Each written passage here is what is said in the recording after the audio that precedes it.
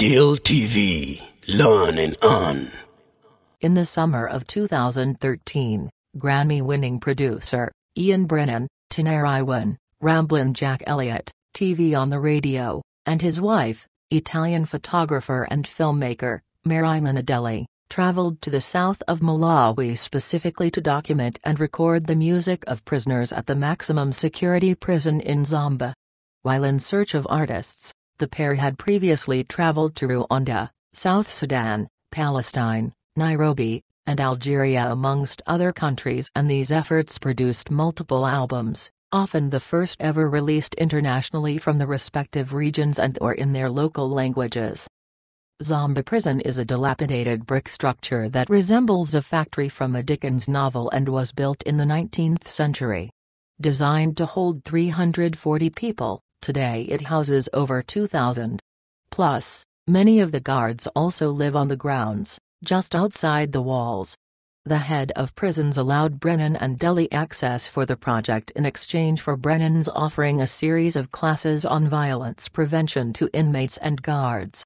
They were then embedded within the compound and sworn to secrecy, at one point nearly being detained for taking photos in a forbidden area of the prison, that is, see the shot included on the actual physical CD. At another moment, they were caught in the middle of a brawl and witnessed a prisoner being beaten after trying to escape through the main door. There is a stark difference between the male and female sides of the prison. The men have an organized band and were very particular about how they were to be recorded.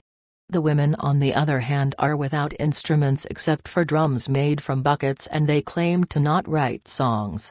But, in fact, without much encouragement, the women stepped forward one by one with stunningly personal tunes like I Kill No More, reports Brennan. The majority of prisoners have been given life sentences.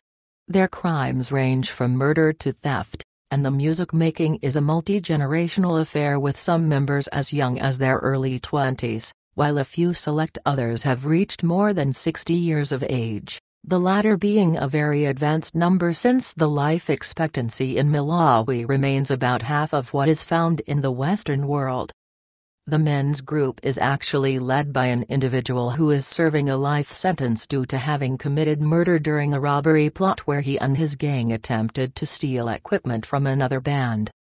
Meanwhile, some of the women are held due to circumstances arising from accusations of witchcraft, with often their only real crime having been being in the wrong place at the wrong time, essentially. Through the Zomba Prison Project, 3 of the women involved have gained release from their sentences. And 3 other cases are now actively under review due to the funds that have been raised. The hope is that these efforts will be ongoing and more prisoners will be advocated for as a result of awareness and support brought about through I Have No Everything Here album. Brennan states, "How can it be that there are what are labeled music centers in the world? Music is universal. It exists everywhere and is a necessity for survival spiritually. Our hope is to help tip the scales, in the most minuscule way, back to fairer representation.